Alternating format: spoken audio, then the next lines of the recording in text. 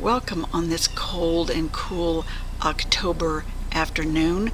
We're going to make something scary, a Hypertufa skull.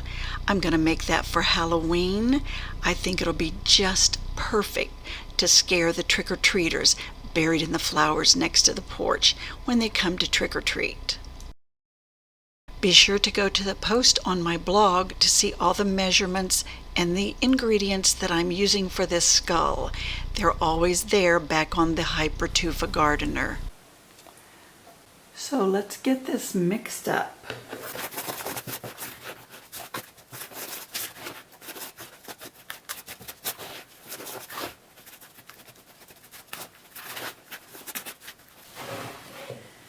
So we've got all this mixed up here. I'm going to put my water in, and I think I'm going to have way more than I need, but I'd rather have that than run out.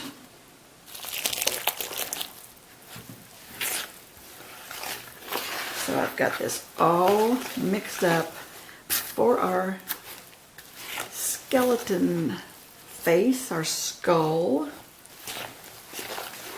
And I'm going to take this and kind of paint it, shade it up a little, and bury it near the front door. Sort of like a half exposed skull that's been buried.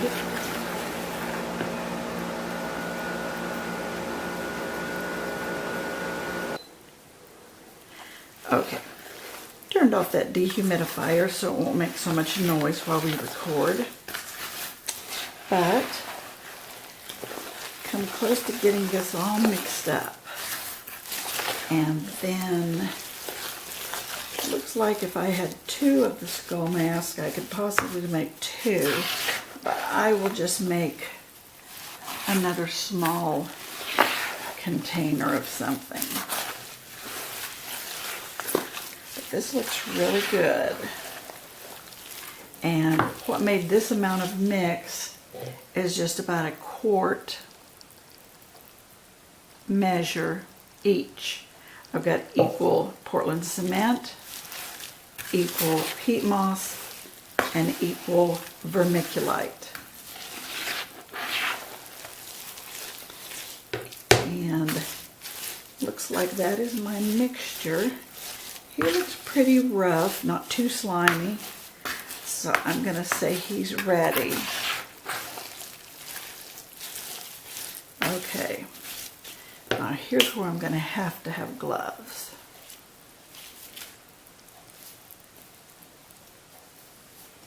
Okay, let me get the gloves on.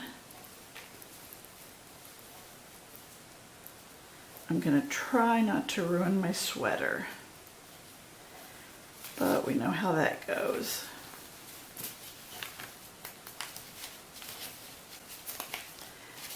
Bring it up over the sleeve. I think that'll work. And same with this one.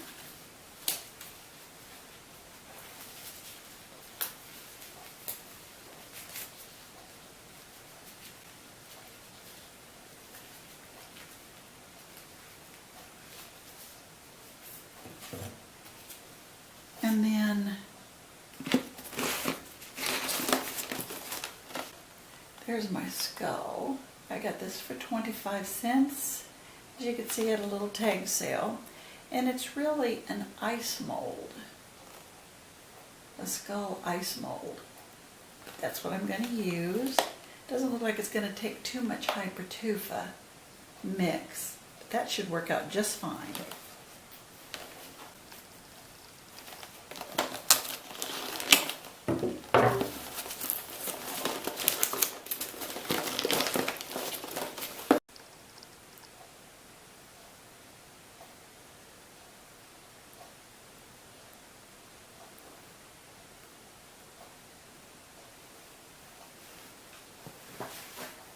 Okay.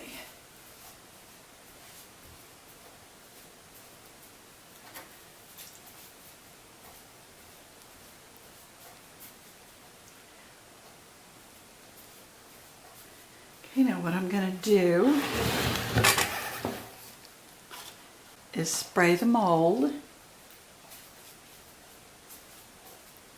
I'll put down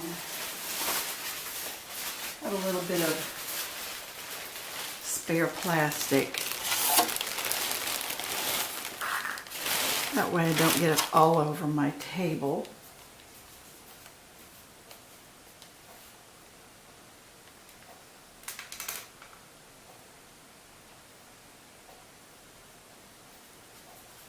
Okay, now we can see how this doesn't have any openings since it's an ice mold, so that should be perfect for containing all of the Hypertufa. And I'm going to spray this real good inside. You can see I've got it all over. And then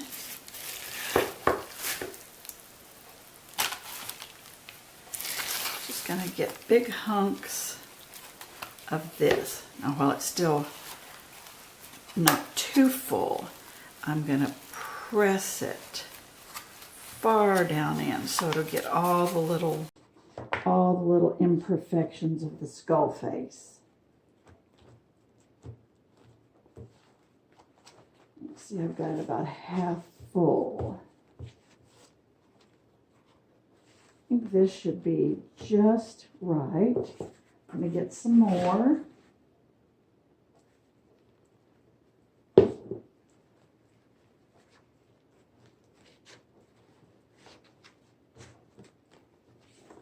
A little bit more.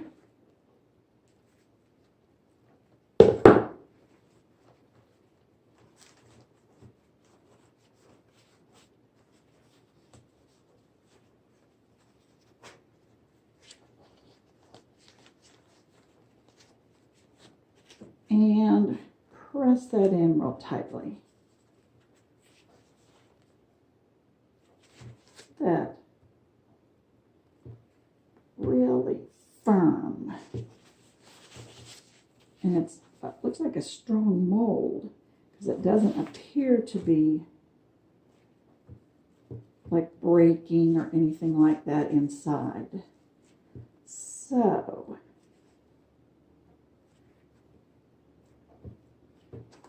I've got that all pressed in.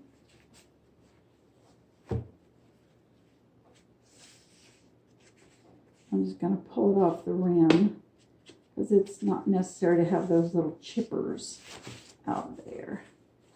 And this craft for change isn't too messy. I usually deal in something really, really messy. But I just hope I've got this as solid as I can against the face.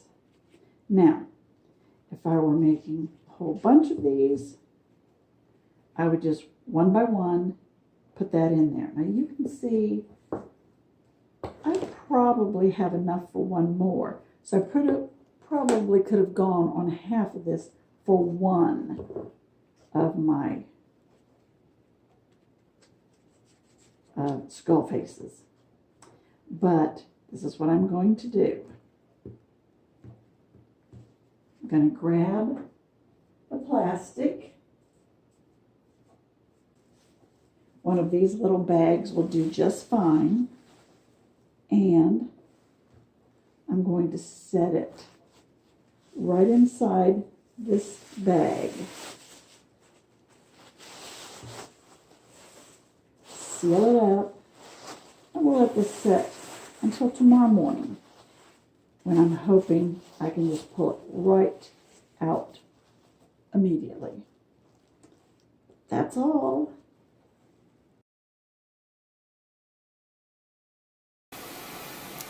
Okay, we've got our skull here. I've picked it up from the floor, and you can see real close up the little condensation mist that has formed in there, and that just shows that it has a lot of hydration while that chemical reaction goes on to solidify and harden that Hypertufa and Portland cement mixture.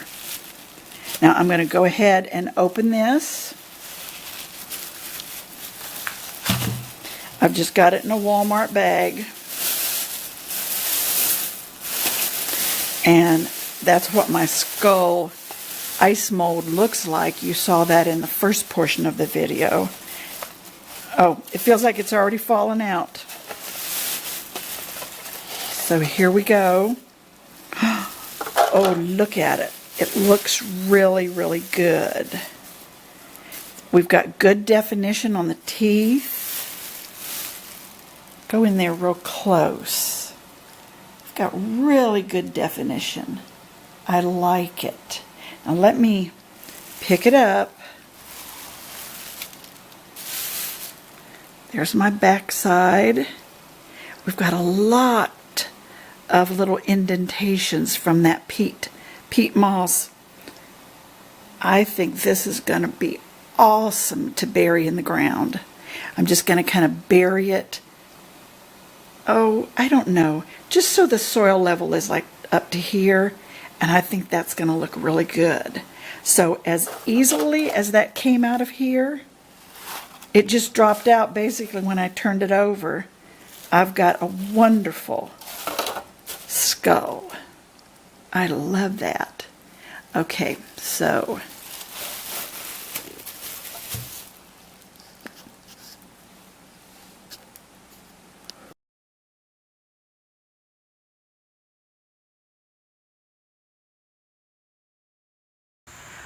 okay, you can see here I've got the skull outside. I've dug about maybe a ½ inch and just laid it in. Now you can bury each of them in different levels to kind of get a look you want. But I've got this one in here. I like it like this. I think it looks really good. And I think it'll look very eerie to have several scattered around the different spots out near the front door for when the trick-or-treaters come in. And just we'll let a few leaves blow in to make it look natural. I could paint it and highlight it, but for right now, for this year, I think I'm going to leave it like this and just see how it looks. But I think it's going to look pretty good. Oh yeah, it looks very natural, like a true skull is buried in the ground.